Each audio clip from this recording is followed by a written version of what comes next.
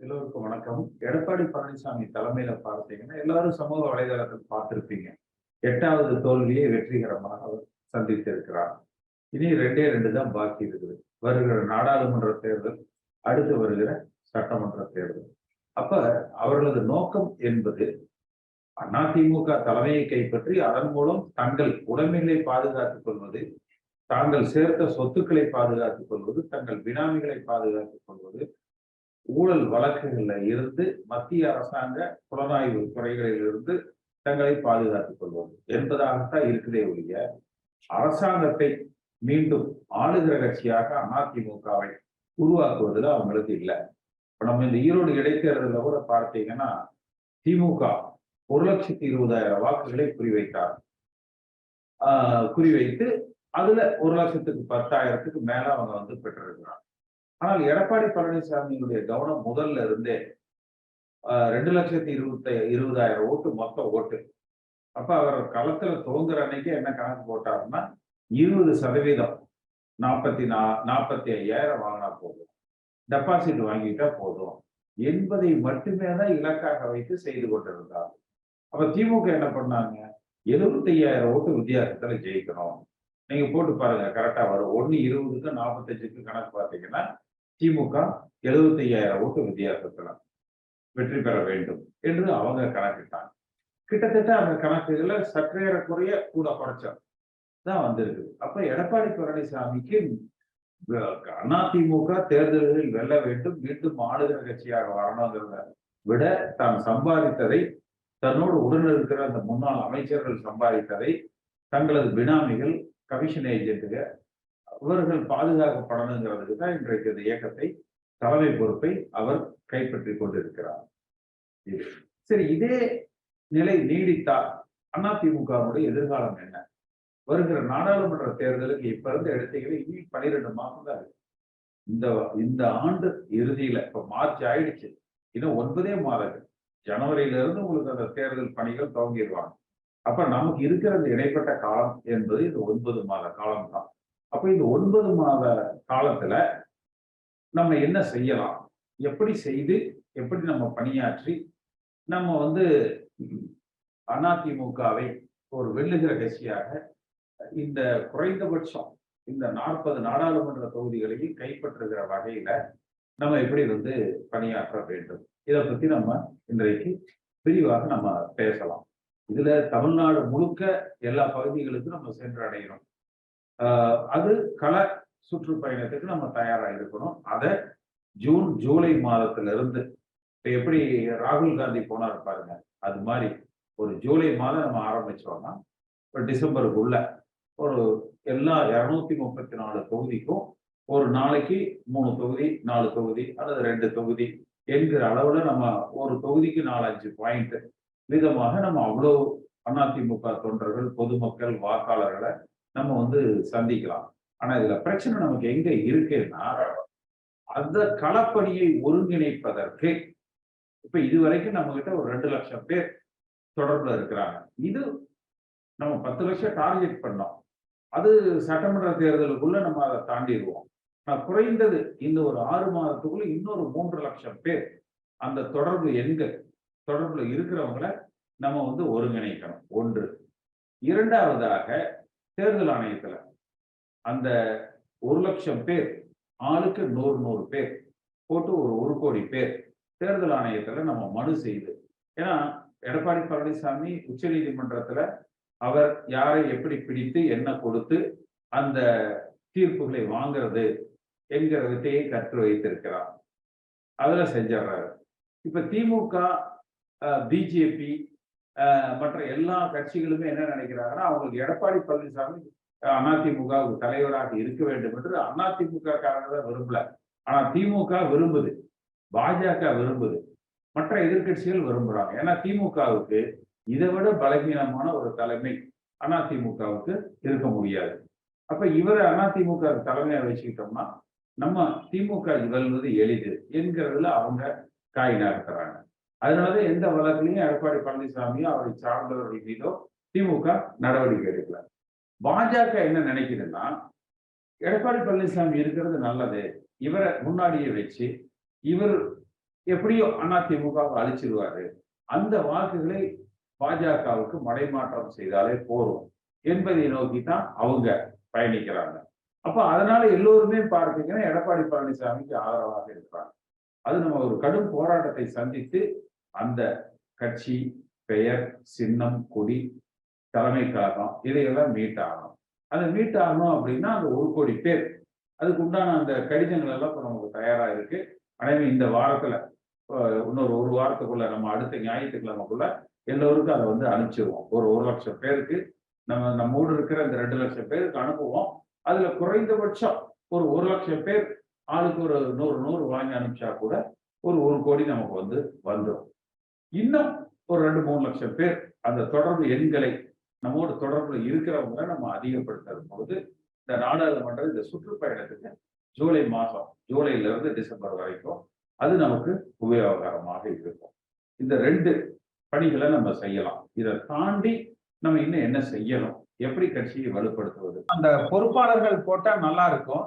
ஆனா நம்ம அதிமுக கட்சியை விட்டுட்டு ஏதோ தனி அணி ஆரம்பிக்கிறோம், தனி கட்சி ஆரம்பிக்கிறோம் அப்படி போயிடும். அதுலதான் தினகரன் அடிபட்டார். அது எடப்பாடி பழனிசாமி எதிர்பார்க்கிறது அதைத்தான், நம்ம அதை செய்யணும் அப்படிங்கறதுதான். நம்ம இதே அதிமுகவுக்கு உள்ள அந்த 1 கோடி பேர் தேர்தல் ஆணையத்துக்கு கொடுத்து பொதுச் செயலாளர், கட்சி, சின்னம், கொடி இதெல்லாம் நமக்கு வேணும் என்ற அந்த கிளைம் நம்ம பண்ணும் பொழுது தொண்டர்களால தான் அந்த தலைமை நாங்க தேர்ந்தெடுக்கிறோம் என்று போற பொழுது அந்த அமைப்பு நம்ம கையில வந்துடும். இப்ப அந்த அமைப்பை பிடிக்கிறதுலதான் நம்ம முனைப்போட செயல்பட்டு இருக்கிறோம். நமக்கு இருக்கிற நடைமுறை சிக்கல் என்னன்னா, இப்ப நீங்க வந்து எடப்பாடி கூட இருக்கிறவங்களோ ஓபிஎஸ் ஓட இருக்கிறவங்களோ பாத்தீங்கன்னா இதுக்கு முன்னாடி பொறுப்புல இருந்திருப்பாங்க. நிறைய காசை கொள்ளையடிச்சு வச்சிருப்பான்.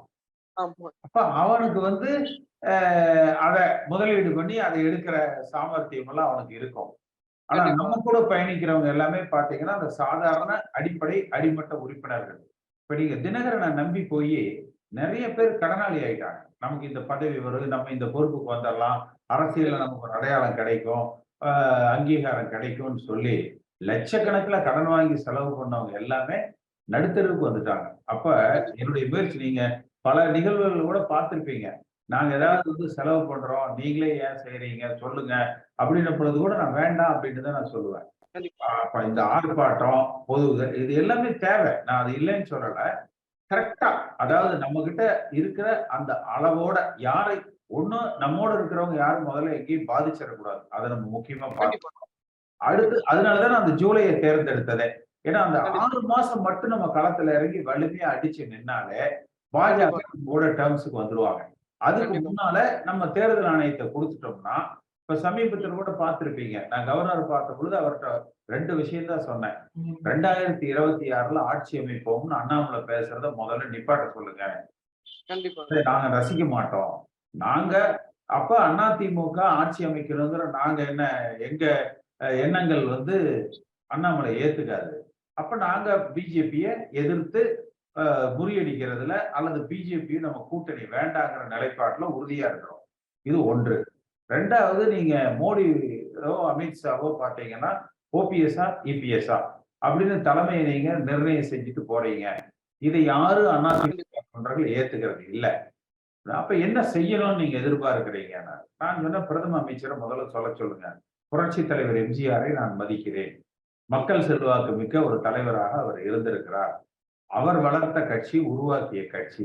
அந்த கட்சிக்கு அவர் சில விதிகளை உருவாக்கி கொடுத்திருக்கிறார். தேர்தல் ஆணையத்துக்கு நான் உத்தரவிட்டு அல்லது அவங்களுக்கு அறிவுறுத்தலை கொடுத்து எம்ஜிஆர் கட்சியில என்ன விதிகளை புரட்சி தலைவர் எம்ஜிஆர் உருவாக்கி இருக்கிறாரோ அந்த விதிகளின்படி அந்த கட்சியில் இருக்கிற அடிப்படை உறுப்பினர்களால ஒரு தலைமை தேர்ந்தெடுக்கணும். அதை நான் உங்களுக்கு உத்தரவாதம் தர்றேன். அதை நான் செஞ்சு கொடுப்பேன். இதை அவர் அறிவிக்க சொல்லுங்க. அப்படின்னா நாங்க உடனே பாஜக ஆதரவாளரா மாறிடுவோமா, பாஜக கூட்டணிக்கு வருவோமான்னா பண்ண மாட்டோம். யார் ஆளுகிற கட்சியாக வந்தாலும் மத்தியில அவர்களை அனுசரித்து செல்வதுதான் புரட்சி தலைவர் எம்ஜிஆர் கொள்கைகள். அப்ப மத்தியில யார் ஆளுங்கட்சியா வர்றாங்களோ அவங்களோட நாங்க அனுசரிச்சு போவோம். இந்த 2-3 நிகழ்வுகள் இது போல சில சம்பவங்கள் வந்து அதிமுக தொண்டர்களை உற்சாகம் அடைய வைக்கும். அது திமுக இல்லைன்னா நீங்க வந்து ஸ்டாலின் வந்து இப்ப பிரதம அமைச்சருக்கு போட்டியிடுறேங்கிறாரு, துணை பிரதமர்ங்கிறாரு, திராவிட மாடல், இந்துத்துவ மாடல்னு ஒரு மாற்றத்துக்கு அவங்க முன்னேறாங்க. திமுகவை தடுத்து நிறுத்துறதுக்கு எங்களால முடியும். தமிழ்நாட்டு களத்தை திமுக, அதிமுக என்று நாங்கள் இந்த களத்தை அமைச்சுக்குவோம். அப்போ உங்களுக்கு அதே உங்களுக்கு மிகப்பெரிய பலனாக இருக்கும். எங்களை பொறுத்தவரைக்கும் எங்க கொள்கைகள்ல தெளிவா இருக்கிறோம். பாஜகவையும் எதிர்ப்போம், திமுகவையும் எதிர்ப்போம். ஆளுகிற கட்சியாக அதிமுக ஆட்சி அமைப்போம். 40 நாடாளுமன்ற தேர்தலில் நாங்க தனித்து நின்று அல்லது பாஜக இல்லாமல் திமுக இல்லாம கூட்டணி அமைத்து 40 நாங்க வென்றெடுப்போம். இதுதான் நாங்கள் பயணிக்கிற பாதை. இதை நம்ம தெளிவா சொல்லியிருக்கிறோம். அதனால இதை நோக்கி நம்ம பயணிப்போம். இப்ப எல்லாம் அந்தந்த பகுதிகளில் நமக்கு அந்த தொண்டர்கள் அங்கங்க அப்படியே ஒருங்கிணைச்சுக்கிட்டே வந்தாலே போறோம். இந்த ஜூலைல இருந்து நம்ம இறங்கினோம்னா அந்த 6 மாசம் இந்த 1 கோடி பேர் கையெழுத்து வாங்கி டெல்லியில தேர்தல் ஆணையத்துல கொடுத்துட்டோம்னா அவங்களும் கேட்கையில ஆமாங்க ஆதார் எண் வாக்காளர் எண்ணோட 1 கோடி பேர் கொடுத்திருக்கிறாங்க. அவ்வளவு பேரும் அதிமுக தொண்டர்கள். இவங்க யாரும் எடப்பாடி ஆதரிக்கல, ஓபிஎஸ் ஆதரிக்கல. தொண்டர்களால ஒரு தலைமை நாங்க தேர்ந்தெடுக்கிறவங்க தான் கேட்கறாங்கன்னு சொல்லையில நம்ம ஈஸியா நம்ம அதை நம்முடைய அந்த இலக்கை நம்ம அடைஞ்சிடலாம். அதை நோக்கித்தான் நம்ம பயணிக்கிறோம். நமக்கு பணம் எல்லாம் கோடிகள்லாம் வேண்டாம். 1 கோடி தொண்டர்கள் ஒன்றிணைந்தாலே போறோம். உறுதியா நான் சொல்றேன், 1 கோடி தொண்டர்கள் ஓட்டர் ஐடி ஆதாரோட நம்ம தேர்தல் ஆணையத்துக்கு மனு செய்யற பொழுது மத்திய அரசாங்கம் பயப்படும். ஏன்னா இது அவங்க செய்யலைன்னா இந்த 1 கோடி தொண்டர்கள்ங்கிறது 1 கோடி குடும்பங்கள். ஒரு வீட்டுல 3 ஓட்டு 4 ஓட்டு இருக்குன்னு வச்சுங்க. அப்போ 3-4 கோடி ஓட்டுகள் அவங்களுக்கு எதிராக திரும்பும் அப்படிங்கிறத அவங்களுக்கு நம்ம உணர்த்தலாம். நிச்சயமா ஒரு நீதிமன்றங்கள்ல போனாலும் சரி, தேர்தல் ஆணையமா இருந்தாலும் சரி, அரசியல் கட்சிகளா இருந்தாலும் சரி, அந்த எப்படி நம்ம ஆர்கனைஸ்டா அதை நம்ம பிரசன்ட் பண்றோமோ அதை வச்சு அவங்க பயப்படுவாங்க. அப்ப நம்ம சொல்றது நடக்கும். அதுக்காக சொல்றோம். இப்ப நம்ம எல்லாமே இது நடக்காது அது நடக்காதுன்னு நம்பிக்கை இல்லாம சும்மா இருக்கிறத விட ஒரு டைரக்ஷனா நம்ம ஒரு நல்ல மூவ் எடுத்து பார்க்கலாம். நான் இருந்த இடங்கள்ல நான் அதுக்கு பதில் சொல்லியிருப்பேன். பெண்ணாகரத்துல போச்சுன்னா அன்னைக்கு அங்க பாட்டாளி மக்கள் கட்சி 2ஆம் இடத்துக்கு வந்தது, அதிமுக 3ஆவது இடத்துக்கு போச்சு, திமுக ஜெயிச்சது. அப்ப நீங்க அந்த இடத்துல பாட்டாளி மக்கள் கட்சியும் அதிமுகவையும் கூட்டி பாருங்க. அதைத்தான் நம்ம கணக்கில் எடுத்துக்கணும். ஆனா ஈரோடு அப்படி இல்ல. Between first and second there is huge difference. நம்ம யாருக்கு ஆதரவாகவும் இல்லை, யாருக்கு எதிர்ப்பாகவும் இல்லை. எம்ஜிஆர் விதிகளின்படி அடிப்படை தொண்டன் தலைமையை தீர்மானிக்கிறோம். யாரு வேணாலும் போட்டியிடலாம். அந்த போட்டியில யார் வருகிறார்களோ அவர்கள் தலைமையில இயங்கலாம். அவ்வளவுதான். அதுக்கு மேல இவங்களை கொண்டு வர்றதோ அவங்களை கொண்டு வர்றதோ நம்ம வேலை இல்லை. அதாவது டாஸ்மாக்ல இருந்து தமிழ்நாடு அரசாங்கத்துக்கு 40,000 கோடி வருதுன்னா சரிசமமா இன்னொரு 40,000 கோடி அந்த அமைச்சர் மூலமா கட்சி தலைமைக்கு வருது. இது நத்தம் விஸ்வநாதன் காலத்திலயும் வந்தது, தங்கமணி காலத்திலயும் வந்தது. இப்ப செந்தில் பாலாஜி காலத்துல இன்னும் அந்த 40,000 60,000 ஆயிடுச்சு. அதனால இது அரசாங்க வருமானத்துக்கு இதை வச்சுதான் அரசாங்கம் நடத்துறதுக்காக அவங்க செய்யல. இதை வச்சுதான் கட்சிக்கு இவங்களுக்கு பணம் பண்றதுக்காக அதை செய்யறாங்க. இதுக்கு ஒரே தீர்வு, நீங்க மத்திய அரசாங்கமும் பார்த்தீங்கன்னா இப்ப டெல்லியில ஆம் ஆத்மி கட்சியில இருக்கிற அந்த துணை முதலமைச்சர் அந்த எக்ஸைஸுக்கு பொறுப்பா இருக்கிறவரை கைது பண்ணாங்க. இந்த மாதிரி இந்த டாஸ்மாக் போல ஆயத்தீர்வையில அவர் தப்பு செஞ்சாருன்னு சொல்லிட்டு அத தங்கமணி மேலையும் செந்தில் பாலாஜி மேலையும் இன்றைய திமுக அரசாங்கம் அன்றைய எடப்பாடி அரசாங்கம் இத நடவடிக்கை எடுத்தாங்கனாலே இந்த பிரச்சனை தீர்ந்துடும். முதல்ல எல்லாம் இங்கொன்னு அங்கொன்னுமா டாஸ்மாக் கடை இருக்கும். அப்புறம் அது கொஞ்சமா பார் வந்தது. இப்ப என்ன பண்ணிட்டா ஒதுக்குப்புறமா எல்லா தோட்டங்கள்ல கூட பாத்தீங்கன்னா தனித்தனியா பாரை கொண்டு போய் அங்க தோட்டத்துல போட்டுறாங்க. காலையில அங்க போனா சாயந்தரம் தான் வர்றான். அப்புறம் கடைசியில் இங்க பாத்தீங்கன்னா வெளி மாநிலத்திலிருந்து தான் வேலைக்கு ஆள் வர்றான். அப்புறம் அதுல வேற இந்த சீமான் மாதிரியான ஆட்கள் வெளிமாநில வடக்கன்ஸ் இங்க வந்துட்டாங்க, அவங்கள விரட்டி அடிக்கணும். அவங்கள விரட்டி அடிச்சா இங்க வேலைக்கே ஆள் கிடைக்காது. நம்மால் பூரா காலையில டாஸ்மாக்கு போனோம்னா சாயந்தரம் தான் வர்றான். அப்ப இது ஒழிக்கணும்னா மத்திய அரசாங்கம் இப்ப டெல்லியில ஆம் ஆத்மிக்கு அந்த அமைச்சரை கைது பண்ண மாதிரி செந்தில் பாலாஜி, தங்கமணி, எடப்பாடி, ஸ்டாலின் குடும்பத்துல யாருக்கெல்லாம் இந்த பணம் போகுதோ அவங்க மேல கைது வச்சா தான் இது நிக்கும். அரசாங்க வருமானத்துக்காக அதை நடத்தல, இவங்களுக்கு பாக்கெட்டுக்கு வர்ற வருமானத்துக்காக அதை நடத்துறாங்க. நம்ம அதையெல்லாம் செய்வோம். திமுகவுக்கும் பாஜகவுக்கும் மறைமுக சித்தாந்த ஒப்பந்தமே இருக்குது. நீ திராவிடன்னு பேசு, நான் இந்துத்துவான்னு பேசுறேன். திமுக பாஜகவான்னு தமிழ்நாட்டு அரசியல அவங்க கட்டமைக்கிறாங்க. அண்ணா திமுகவை பலகீனப்படுத்துறதுக்கு. நம்ம இந்த எடப்பாடி எல்லாம் பாத்தீங்கன்னா எடுபடிங்க இதெல்லாம் புரியாம அரசியல் பண்ணிட்டு இருக்காங்க. நிச்சயமா மீண்டும் புரட்சி தலைவர் எம்ஜிஆர் உருவாக்கிய இந்த இயக்கத்தை, எம்ஜிஆரை போல இந்த இயக்கத்தை நம்ம வழிநடத்துவோம். எம்ஜிஆர் வழியில ஆட்சி அமைப்போம், எம்ஜிஆர் வழியில ஆட்சியை நடத்துவோம். தொண்டர்களுக்கு முக்கியத்துவம் கொடுப்பதாக இது இருக்கும். பாஜகவையும் நாம் எதிர்த்து களத்துல வெற்றி அடைவோம், திமுகவையும் எதிர்த்து வெற்றி அடைவோம். ஒன்றுபட்ட அண்ணா திமுகவை சாதி, மதம், லஞ்சம், ஊழல் இதுக்கு அப்பாற்பட்ட அண்ணா திமுகவை நம்ம கட்டி அமைப்போம். என்னுடைய மனப்பூர்வமான நன்றி. இந்த காணொலியை காணும் தமிழ் உள்ளங்களுக்கு ஒரு அன்பான வேண்டுகோள். சேனலை சப்ஸ்கிரைப் பண்ணிட்டீங்களா? பண்ணலனா மறக்காம சப்ஸ்கிரைப் பண்ணுங்க. சப்ஸ்கிரைப் பட்டனையும் பெல் ஐக்கனையும் உடனடியாக கிளிக் பண்ணுங்க. உங்கள் அன்பும் ஆதரவும் என்றைக்கும் எங்களுக்கு தேவை. நன்றி.